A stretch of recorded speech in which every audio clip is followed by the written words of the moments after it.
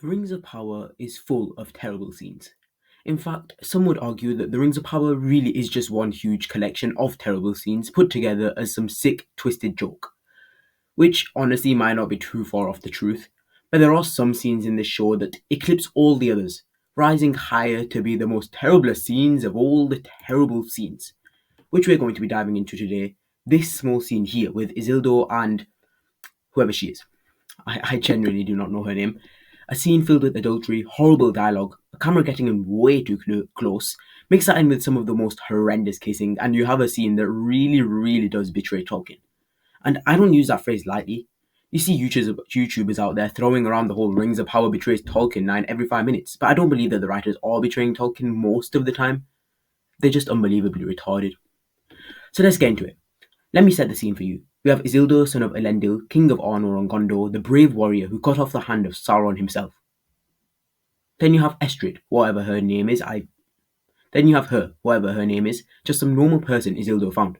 And in the time that we've known her, she has betrayed Isildur, betrayed him again, and also revealed that she bears the mark of Adar. And I'm being serious, I googled the Rings of Power Season 2 cast to find out her actor and the actual character's name, and she's not even there.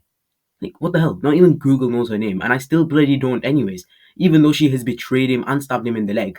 Funnily enough, Isildur is still falling for her. Young love, you know, guys.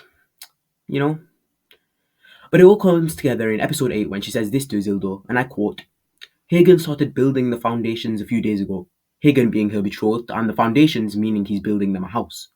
Continuing on, she says, when he laid the cornerstone, he asked the gods to keep our love strong as long as the home stood. I always thought his kindness was what love felt like, but when he said that, I felt ill. Seriously. Seriously. So what she's saying is that Hagen, the person she was going to marry, even before she met Isildur, has made her feel ill because he asked the gods to keep their love strong. What on earth is wrong with these writers, really? So she's gotten the ick, essentially, from the person she was going to marry because he expressed their love to the gods, and now no longer wants to marry him. Yeah. I'll say it again, these writers are retarded. And then to make matters worse, Isildur senses his opportunity and just goes for it. And he really does get in there, doesn't he? That is horrific. Why? So Isildur, as I said before, son of Elendil, king of Arnor and Gondor, the brave warrior who cut off the hand of Sauron himself, is having an affair with a married woman. Or soon-to-be married woman, whatever. It's still terrible. And for whatever her name is, I have hated her character from the very beginning. She was just plain annoying and a waste of space. But the fact that she just openly admitted to feeling ill because her betrothed prayed to the gods for their love to continue, and then immediately starts necking on with someone else. What is wrong with her? And I told you I hated her.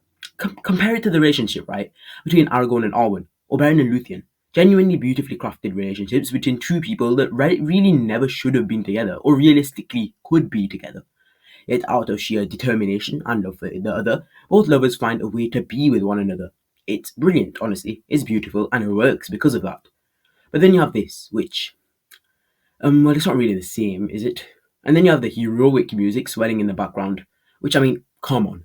The way it's done here is as if this is two people who have loved each other for a very long time, have been kept apart by some cruelty, and have now been finally reunited.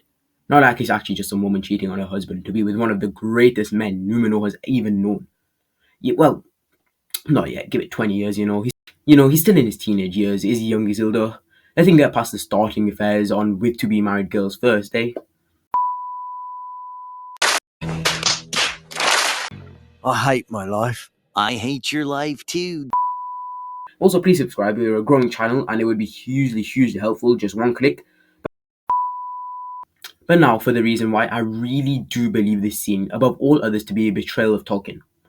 My main reason for this is because Tolkien was a devout Catholic, and we all know that.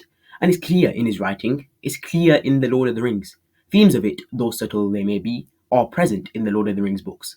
And I very much do not think that he would agree with Isildur, a heroic, righteous, and brave man, be reduced to something like this. In fact, quite frankly, I think he would be repulsed, and he's probably turning in his grave right now. And to be honest, I'm just going to tell you straight, I'm disgusted as well. I just don't understand how thick you have to be to do something like this. What is wrong with these writers? Were they high on something when they made this? But the worst thing is, it was set up through the season. It's not like they just had this suddenly happen. I hated her character, and I don't like Isildur either, the way that they've destroyed him. And it's just horrendous. Everything here. You don't care about these characters, but you do care about Isildur, though. Isildur that we know who he really is. And the way that it is done is horrendous. It truly is a betrayal of Tolkien. And like I said, I don't put around that phrase lightly. You see a lot of other people saying it a lot, but this is genuinely what I believe to be a betrayal of Tolkien. The audacity to make a scene like this and go through with it. I mean, I guess they really are trying to cater to the modern audience, aren't they? And for the record, I am part of this modern audience, if I do say so myself. I'm not that old, don't worry. But I still found this to be appalling when I watched it. Isildur's character was battered in this show enough already. Really, was it just not enough? But overall then, yeah, those are my thoughts. One of the worst scenes in Rings of Power. And not just season 2 either, but in the entire show. And if you've watched the reviews that I made for season 2, which will be at the end of the video, in the end screen, you know that I've tried to be as positive as I can with season 2, because I hated season 1, but I wanted to go into season 2 with a clean slate, clean mind, fresh mind to see what it's like. And it was okay, but scenes like this are horrendous, and I really, really didn't like it, which is why I'm being so negative on it. And the reason I didn't actually really fully talk about this in my Rings of Power episode 8 review was because I wanted to create a separate video on it to really express how terrible it is and how viscerally I hate it. A ridiculous, repulsive, and stupid scene that deserves to burn eternally, as does most of this show. But yeah, that's all for today. Thanks for watching. I never really thought that I would make such a negative video about the Lord of the Rings, but here we are. A bit of a shorter video today as well, seeing as it was only for one 30-second scene. I guess it does make sense, even though how terrible that one scene was. But anyways, thanks for watching. Subscribe if you haven't already. That would really, really help out the channel. Darth Sauron, out.